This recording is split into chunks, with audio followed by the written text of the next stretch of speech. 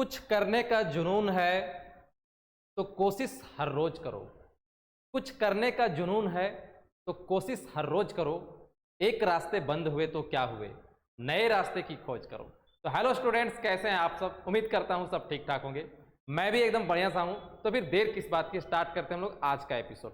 और आज के एपिसोड में हम लोग पढ़ने वाले हैं एक नया सा chapter, increasing and decreasing function, class 12 KC Sinha, chapter number 15, increasing and decreasing functions. आज के लेक्चर में हम इस एक्सरसाइज के सारे बेसिक्स को कवर करेंगे, उसके बाद एक प्यारा सा एग्जाम्पल भी करेंगे। तो बिना देर किए हम लोग स्टार्ट करते हैं। तो सबसे पहले हम लोग जानते हैं analytic definition of increasing and decreasing functions. सबसे पहले इंक्रीजिंग फंक्शन का चर्चा करते हैं कि इंक्रीजिंग फंक्शन किसको बोलेंगे। मान लीजिए कोई फंक्शन है y equal to F X, कोई फंक्शन है y equal to F X और उसका ग्राफ कुछ इस ढंग से बना है। ये हमारा y equal to F X का ग्राफ है।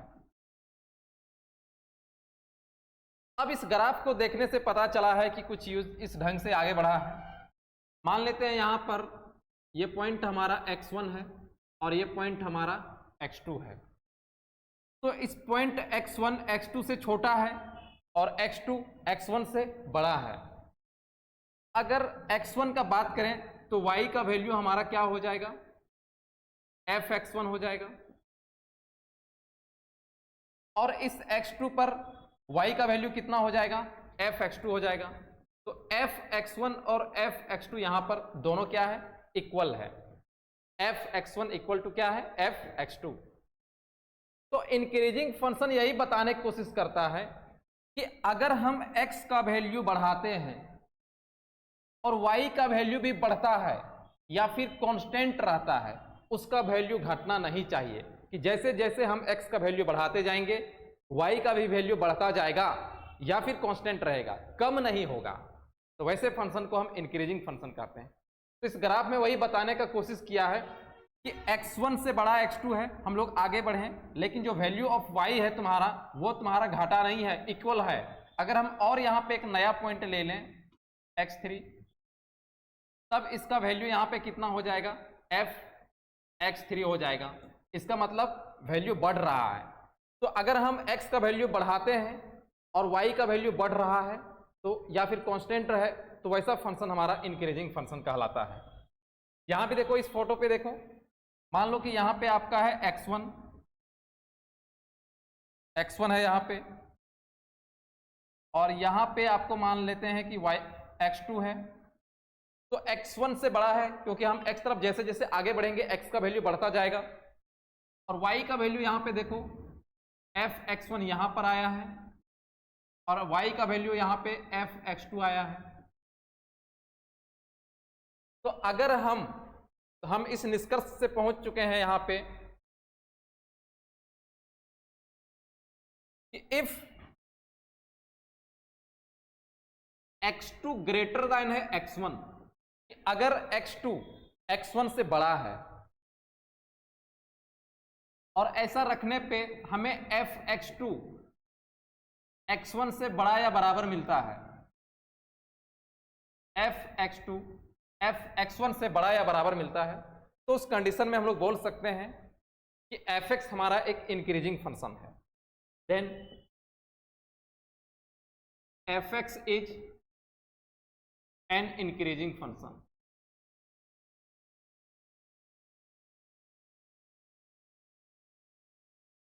तो इस ग्राफ से हम लोगों को ये मालूम चला कि इंक्रीजिंग फंक्शन किसको बोलेंगे। तो किसको बोलेंगे इंक्रीजिंग फंक्शन, कि अगर हम x का वैल्यू बढ़ाते हैं और y का भी वैल्यू बढ़ता है या फिर कांस्टेंट रहता है, तो हम बोल सकते हैं कि f(x) हमारा एक इंक्रीजिंग फंक्शन है। इसके बाद हम लोग चर्चा करते हैं इंक्रीजिंग फंक्शन के बाद strictly increasing function. Strictly increasing और इंक्रीजिंग में थोड़ा सा डिफरेंट यही है कि इंक्रीजिंग में वैल्यू कांस्टेंट हो सकता है, लेकिन स्ट्रिक्टली इंक्रीजिंग में वैल्यू कांस्टेंट नहीं रहेगा, ये बस बढ़ता ही जाएगा। ग्राफ देख के भी पता चल रहा होगा। यहाँ पे मान लो y इक्वल टू f(x) का ग्राफ है, ये ग्राफ है हमारा y इक्वल टू f(x), यहाँ भी हमारा ये ग्राफ है y equal to F X. तो जैसे जैसे हम लोग x का वैल्यू बढ़ा रहे हैं, हमारा y का भी वैल्यू बढ़ रहा है। एफ एक्स वन यहाँ पे है, एफ एक्स टू यहाँ पे आएगा। तो अगर x का वैल्यू बढ़ाने पे y का वैल्यू हमेशा बढ़ रहा है, कांस्टेंट भी नहीं रहेगा, सिर्फ बढ़ेगा ही बढ़ेगा, तो वैसे फंक्शन को हम लोग स्ट्रिक्टली इंक्रीजिंग फंक्शन बोलेंगे। यहां भी देखो हर पॉइंट पे इस ग्राफ पे तुम्हारा जैसे जैसे हम x को बढ़ाएंगे y का भी वैल्यू बढ़ता चला जा रहा है। तो हम इसका मैथमेटिकली अगर बात करें तो इफ अगर हम x2 को ग्रेटर रखते हैं x1 से और हमें f(x2) भी ग्रेटर मिलता है f(x1) से, यहां पे इक्वालिटी का साइन नहीं आया। इंक्रीजिंग में सिर्फ क्या था कि यहाँ इक्वालिटी मतलब कांस्टेंट हो सकता था, लेकिन यहाँ पे हमेशा बढ़ता ही जाएगा, कांस्टेंट नहीं रहेगा। तो सिर्फ ग्रेटर देन का साइन लगाए कि अगर x2 ग्रेटर देन है x1 और f(x2) भी ग्रेटर देन f(x1) आ रहा है, then f(x) is and f(x) is ये strictly increasing function, strictly increasing function. Next आते हैं अब हम लोग डिक्रीजिंग फंक्शन किसको बोलेंगे। ये हमारा रहा डिक्रीजिंग फंक्शन का ग्राफ। मान लो कोई function y equal to f(x) है और उसका ग्राफ कुछ इस ढंग से बना है, y इक्वल टू f(x). ये भी कोई फंक्शन ऑफ x है जिसका ग्राफ कुछ इस ढंग से बना है, y इक्वल टू f(x). यहां पर देखो तो x1 हम इसको बोल सकते हैं और इसको क्या बोल सकते हैं, x2। तो x1 से बड़ा है x2, f(x1) यहां पे हमें मिलने वाला है और f(x2) भी यहीं पे मिलने वाला है। f(x1) इक्वल टू f(x2) कि अगर हम x2 का वैल्यू बढ़ाते हैं,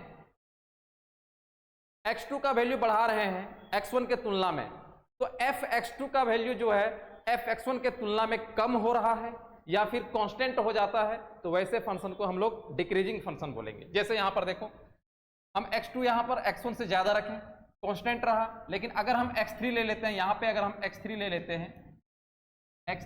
हैं तो f(x3) देखो आपका कहां आ रहा है, नीचे आ रहा है, f(x3) यहां पे आ गया। तो अगर x का वैल्यू बढ़ने पे y का वैल्यू कांस्टेंट रह रहा है या फिर घट रहा है, तो वैसे फंक्शन को हम लोग डिक्रीजिंग फंक्शन बोलेंगे। यहां भी देखो कांस्टेंट नहीं रह रहा है, सिर्फ यहां पे घटेगा ही घटेगा। मान लीजिए कि ये आपका x1 और यहां पे x2, तो x2 जैसे जैसे हम राइट शिफ्ट करते हैं तो x का वैल्यू क्या होता है, बढ़ता है। जब x1 रखें, x1 था तो y का वैल्यू यहां पे f(x1) आया। अब जब x2 रखे हैं तो y का वैल्यू यहां पे f(x2) आया है। तो हम x का वैल्यू बढ़ा रहे थे, राइट शिफ्ट हो रहे हैं तो बढ़ रहा है x का वैल्यू, लेकिन y का वैल्यू देखो डिक्रीज कर रहा है। तो ऐसे फंक्शन को हम लोग डिक्रीजिंग फंक्शन बोलेंगे। तो मैथमेटिकली इसको लिखते हैं हम लोग, इफ अगर हम x2 ग्रेटर देन x1 रखे हैं और रिजल्ट में हमें f(x2) जो है लेस देन या इक्वल टू f(x1) का मिल रहा है, देन f(x) इज ये डिक्रीजिंग फंक्शन, f(x) इज ये डिक्रीजिंग फंक्शन। अब डिक्रीजिंग फंक्शन हो गया। स्ट्रिक्टली डिक्रीजिंग फंक्शन के बारे में हम लोग जानते हैं। स्ट्रिक्टली डिक्रीजिंग फंक्शन, यहां पे हम लोग दो ग्राफ लिए हैं, दो फंक्शन का। ये मान लीजिए y इक्वल टू f(x) है, कोई फंक्शन का ग्राफ है, कोई भी फंक्शन ऑफ x का ग्राफ है, और y इक्वल टू f(x) ये भी कोई फंक्शन का ग्राफ है। अब यहां पर देखो क्या घटना हो रहा है। हम यहां पे लिए x1 और यहां लिए x2, तो x2 x1 से बड़ा है क्योंकि हम x एक्सिस पे जैसे राइट शिफ्ट कर रहे हैं, ये आपका x एक्सिस, ये इधर y एक्सिस, तो x का वैल्यू बढ़ता है। तो जब x1 रखे थे f(x1) हमें यहां पर मिला, लेकिन जब हम x का वैल्यू बढ़ा दिए तो f(x2) y का वैल्यू यहां पर देखो नीचे आ गया, डिक्रीज कर गया। वही कंडीशन यहां भी होने वाला है। यह आपका x एक्सिस है, यह आपका y एक्सिस है, मान लीजिए कि ये आपका x1 है, x1 पॉइंट, और इससे बड़ा हम लोग कौन x2 पॉइंट ले लिए यहाँ पे। f(x1) आपका यहाँ पे आएगा और f(x2) आपका यहाँ पे आ जाएगा। तो देखो, तो हम x2 को बढ़ा रखे थे x1 से, लेकिन जो y का वैल्यू आया है वो छोटा आ गया है। तो यहां से हमें इस निष्कर्ष निकाल सकते हैं हम लोग, इफ अगर हम x2 को x1 से ग्रेटर रखते हैं और बदले में हमें f(x2) हमेशा डिक्रीज कर रहा है f(x1) के तुलना में, कांस्टेंट भी नहीं हो रहा है दोस्त, डिक्रीज ही कर रहा है। जैसे जैसे हम x बढ़ा रहे हैं y का वैल्यू कम होता जा रहा है, कांस्टेंट भी नहीं है। तो जब कांस्टेंट भी नहीं रहेगा तो सिर्फ हम लोग लेस देन का सिंबल लिए हैं, तो ऐसे फंक्शन को हम लोग स्ट्रिक्टली डिक्रीजिंग फंक्शन बोलेंगे। देन f(x) इज ये स्ट्रिक्टली डिक्रीजिंग फंक्शन।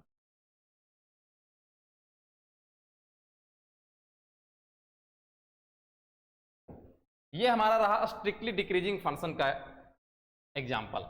ग्राफ से हम लोग इसको समझ चुके हैं। अब नेक्स्ट आते हैं स्लोप ऑफ इंक्रीजिंग फंक्शन।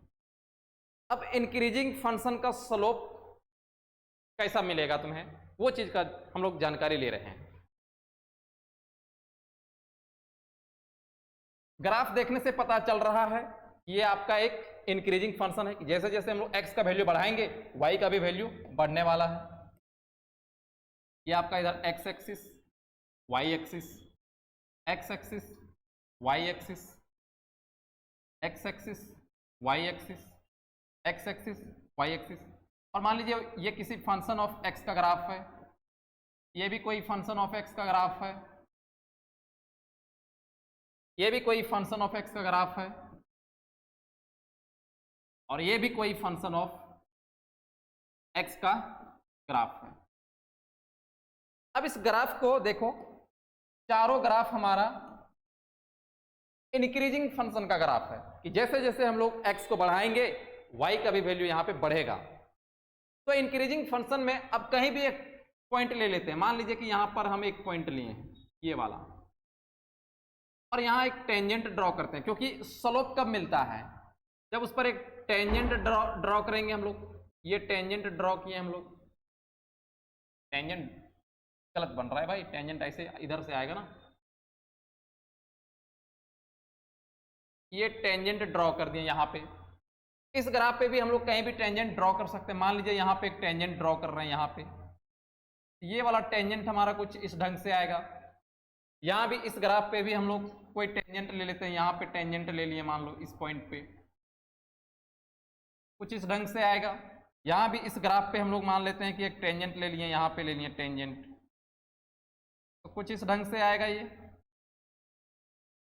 अब अगर हम इंक्रीजिंग फंक्शन पे किसी भी पॉइंट पे तुम लोग किसी भी पॉइंट पे टेंजेंट ले सकता है, और वो एक्स एक्सिस पर वो जो टेंजेंट है जो थीटा एंगल बनाएगा, यहां भी ये थीटा एंगल बना रहा है, यहां भी ये थीटा एंगल बना रहा है, यहां भी ये थीटा एंगल बना रहा है, तो सारे एंगल देखो 90 डिग्री से कम बनने वाला है। हमें कैसे मालूम चला ये एंगल 90 डिग्री से कम बना है? क्योंकि हम जानते हैं कि 90 डिग्री जब तक परपेंडिकुलर में नहीं होगा 90 डिग्री नहीं बनेगा। ये तो परपेंडिकुलर से कम में ही है, कहीं भी कोई भी पॉइंट पे ले लो आप, यहां भी ले सकते हो। देखो यहां भी अगर हम कोई टेंजेंट ड्रॉ करेंगे तो ये भी 90 डिग्री से कम एंगल बनाएगा एक्स एक्सिस पर। तो इंक्रीजिंग फंक्शन क्या करता है, किसी भी पॉइंट पे उस पूरे कर्व पर, उस फंक्शन के कर्व पर किसी भी पॉइंट पे टेंजेंट ड्रॉ करोगे तो एक्स एक्सिस पर एक्यूट एंगल बनाता है, 0 से 90 डिग्री का बनाता है एंगल, है ना। तो अगर हम स्लोप बात करें तो क्लास 11 में हम लोग स्लोप चर्चा किए थे कि अगर कोई लाइन जो है एक्स एक्सिस पर थीटा एंगल बनाता है उसका स्लोप कैसे निकलता है, टेन थीटा। और टेन थीटा जो है 0 से 90 डिग्री के लिए हमेशा पॉजिटिव वैल्यू देगा, तो इसका स्लोप क्या आएगा, पॉजिटिव आएगा। तो यही बताना चाहता है कि इंक्रीजिंग फंक्शन का स्लोप हमेशा पॉजिटिव होता है। इस बात को हम लोग लिख लेते हैं। Since the tangent of increasing function, the tangent of increasing function makes an acute angle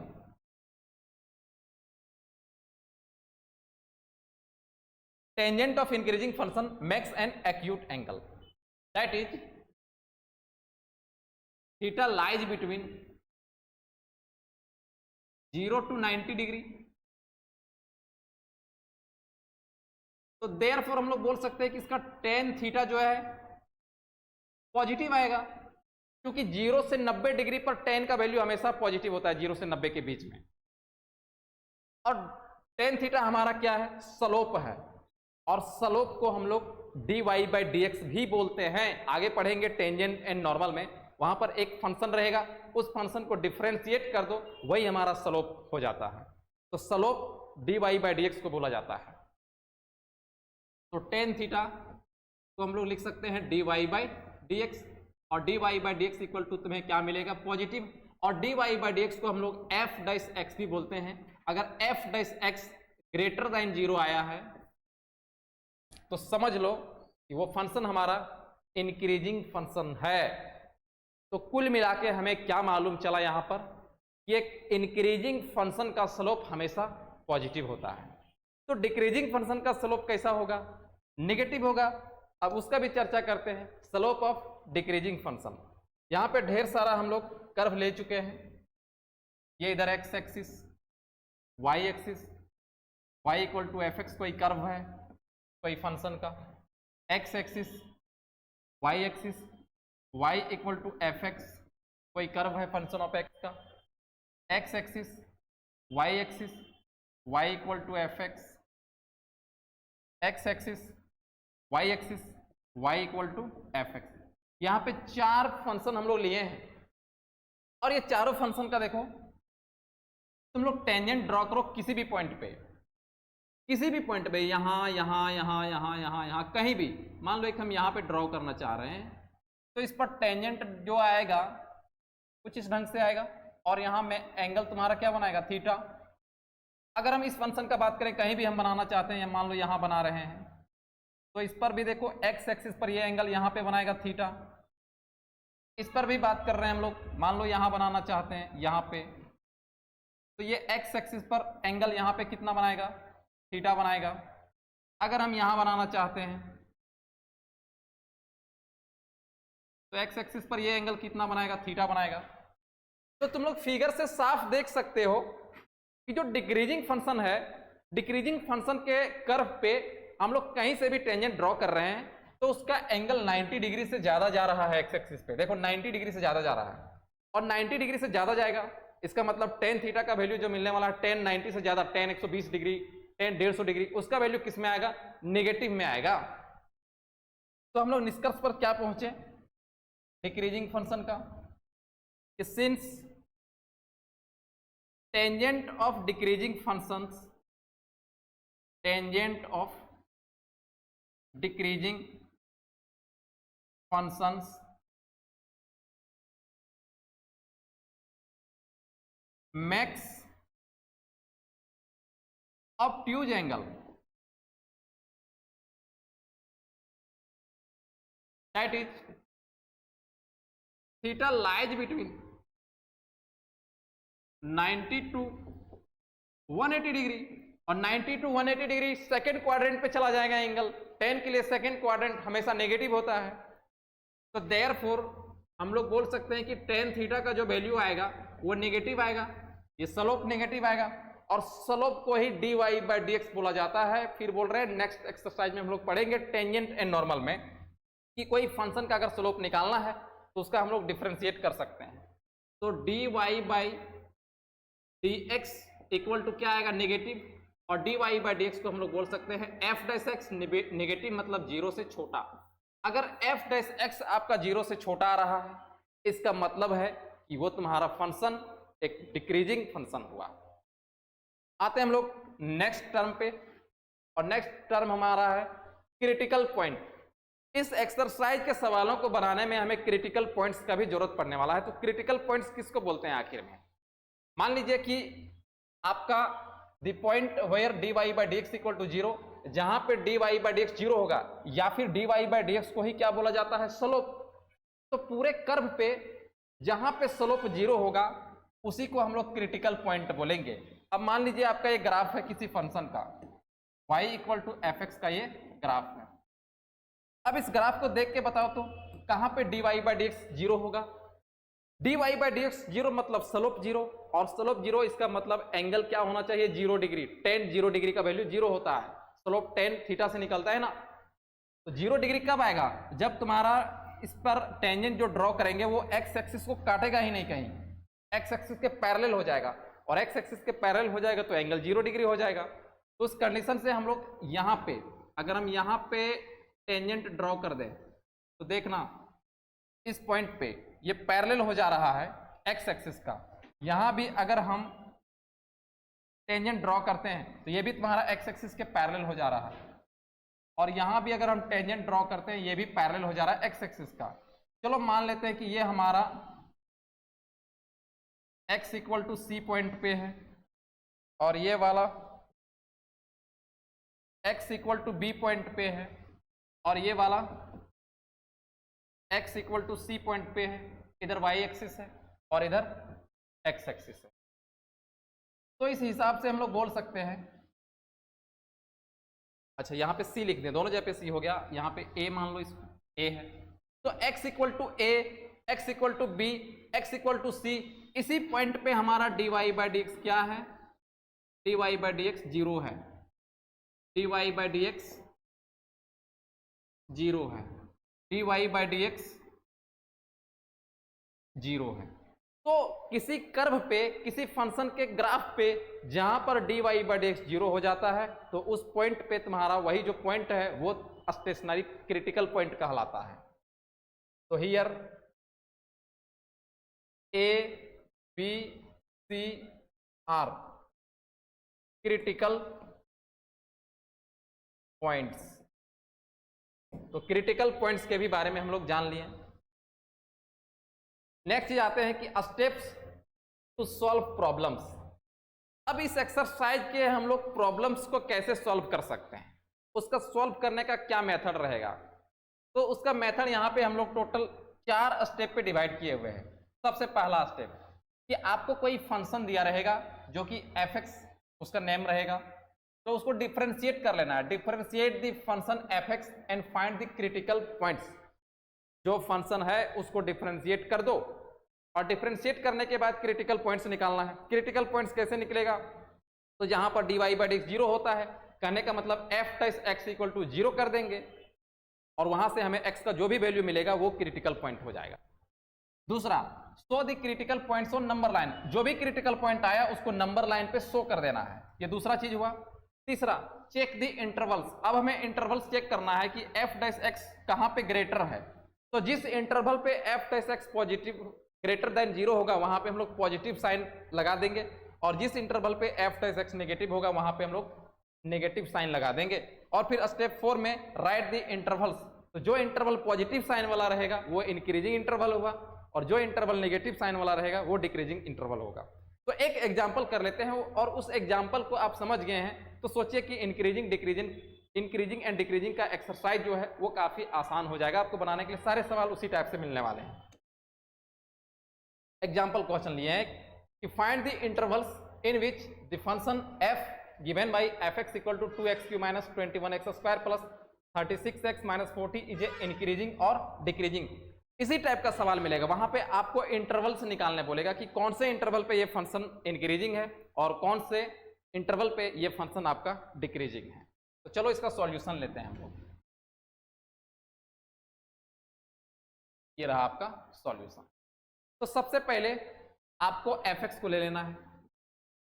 fx equal to कितना है, 2x³ minus 21x square plus 36x minus 40, और इसको हम लोग इक्वेशन 1 नेम दे दिए। देन इसका हमें कर लेना है differentiation. f dash x equal to, differentiation करोगे कितना आएगा, 6x स्क्वायर आएगा, यहाँ पे 42x आएगा और प्लस 36 आएगा, इसका 0 हो जाएगा।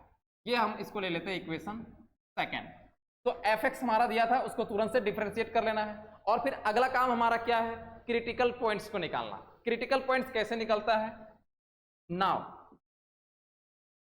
F dash X equal to हमें क्या कर लेना है, जीरो, क्योंकि क्रिटिकल पॉइंट्स कहां पे निकलता है, जहां पे dy by D X equal to zero रहता है, और dy बाई डी एक्स को ही तो हम लोग एफ डैश एक्स बोलते हैं।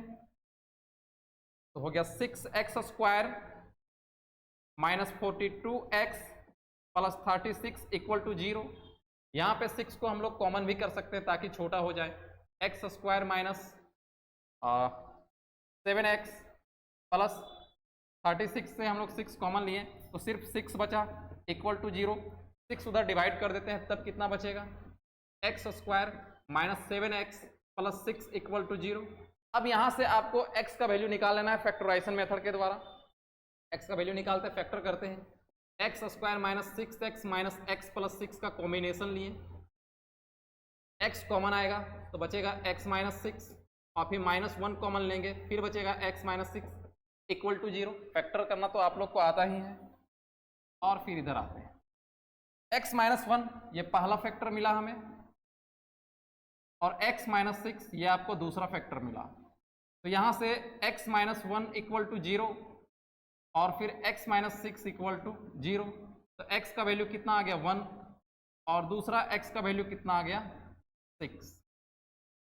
अब क्रिटिकल पॉइंट्स निकल गया, पहला स्टेप हमारा क्लियर हो चुका है। हमें क्रिटिकल पॉइंट निकालना था, क्रिटिकल पॉइंट हमने निकाल लिया। दूसरा स्टेप में क्या बोल रहा था, दूसरा स्टेप देखिए ना, अभी पीछे कुछ देर पहले हम लोग पढ़े, स्टेप 1 था differentiate the function F x and find critical points, दूसरा है show the critical points on number line. अब हम लोग नंबर लाइन पे इसको शो करेंगे, तो लिखेंगे दिस साइन स्कीम, यहां आपको लिखना है this sign scheme for F dash X is given below. और ये आपका हुआ नंबर लाइन, इधर इंफिनिटी और इधर माइनस इंफिनिटी। तो आपको यहां पे वही पॉइंट लेना है जो क्रिटिकल पॉइंट होगा। तो ये दोनों में छोटा वाला वैल्यू पहले लिखेंगे नंबर लाइन पे, तो यहां पे हो गया 1 और यहां हो गया 6। अब ये दूसरा स्टेप भी क्लियर हुआ, पहला डिफरेंशिएट करके क्रिटिकल पॉइंट निकालें, दूसरा पे साइन स्कीम इसको रख लिए हम लोग, नंबर लाइन पे दिखा दिए। अब तीसरा क्या था, तीसरा हमारा स्टेप था check the intervals F dash X, जहां पे ग्रेटर होगा जीरो वहां पे हम लोग पॉजिटिव साइन लगाएंगे और जहां लेस साइन होगा जीरो वहां पे नेगेटिव साइन लगाएंगे। तो वो वाला हमें चेक कैसे करना है वो चीज देखिए। आपको रफ में थोड़ा सा आ जाना है, थोड़ा सा आपको रफ पे आना है, और रफ वाले पोर्शन का देखिए एफ डैश एक्स कितना है, एफ डैश एक्स आपका है 6x square minus 42x plus 36, 6x square minus 42x plus 36, ये रफ में हम लोग आ गए।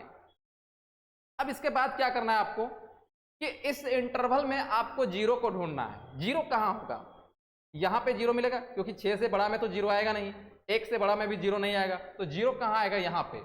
उस जीरो को आप एफ डैश एक्स पे पुट कर दीजिए, एफ डैश जीरो आपको निकालने बोल रहे हैं हम, तो जहां x है वहां पे क्या रखना है जीरो, ये भी जीरो, कितना आएगा 36 आएगा, और 36 आपका क्या है, पॉजिटिव वैल्यू है, पॉजिटिव वैल्यू है।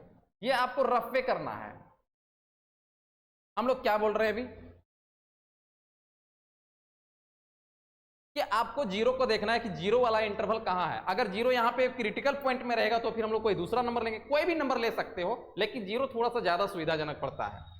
तो जीरो को हम लोग लिए यहाँ पे इस इंटरवल के लिए था, और इस इंटरवल को कहाँ पे हम लोग बैठा के रखेंगे, एफ डैश एक्स पे, और देखना है कि पॉजिटिव आ रहा है कि नेगेटिव आ रहा है। तो हमें यहाँ पे रफ पे काम किया, हमें क्या मिला 36 जो कि पॉजिटिव नंबर है, तो यहाँ पे हम लोग पॉजिटिव लगा दिए। और उसके बाद आपको अल्टरनेट कर देना है, पॉजिटिव के बाद अगला नेगेटिव लेना है और फिर अगला पॉजिटिव लेना है, इस तरह से अल्टरनेट कर देना है। अब इंक्रीजिंग डिक्रीजिंग हमें निकलने बोला था कि इंटरवल बताइए जहां पे फंक्शन हमारा इंक्रीजिंग है और जहां पे फंक्शन हमारा डिक्रीजिंग है। तो जो पॉजिटिव वाला इंटरवल है वो इंटरवल आपका इंक्रीजिंग का इंटरवल बताता है। तो यहाँ पे पॉजिटिव वाला इंटरवल कौन हुआ, माइनस इन्फिनिटी से 1 और फिर 6 से इन्फिनिटी। तो यहाँ पे फंक्शन क्या हो गया, इंक्रीज कर रहा है। तो वही बात को लिख लेना है, therefore F x is increasing in कहां से कहां, माइनस इन्फिनिटी से 1, और फिर एक और इंटरवल है इसीलिए हम यहां पे यूनियन लगाएं। यूनियन लगाना है, अगर दो इंटरवल है तो यूनियन लगा लेना है हमें 6 से इन्फिनिटी तक। और एफ एक्स हमारा क्या है, डिक्रीजिंग है, कौन से इंटरवल पे, F x is decreasing in, interval हमारा क्या रहेगा 1 से लेकर 6 तक। और ये हमारा फाइनल सॉल्यूशन रहा। तो दोस्तों इंक्रीजिंग एंड डिक्रीजिंग फंक्शन का अब एक्सरसाइज हम लोग नेक्स्ट वीडियो में हम लोग देखेंगे। प्रोसेस पूरा यही रहेगा। अगर आपको ये चीज़ क्लियर समझ में आया है तो एक्सरसाइज में कोई समस्या होने वाला नहीं है। तो आज के वीडियो में इतना ही, हम लोग फिर मिलेंगे अगले वीडियो में। तब तक के लिए bye bye, love you all.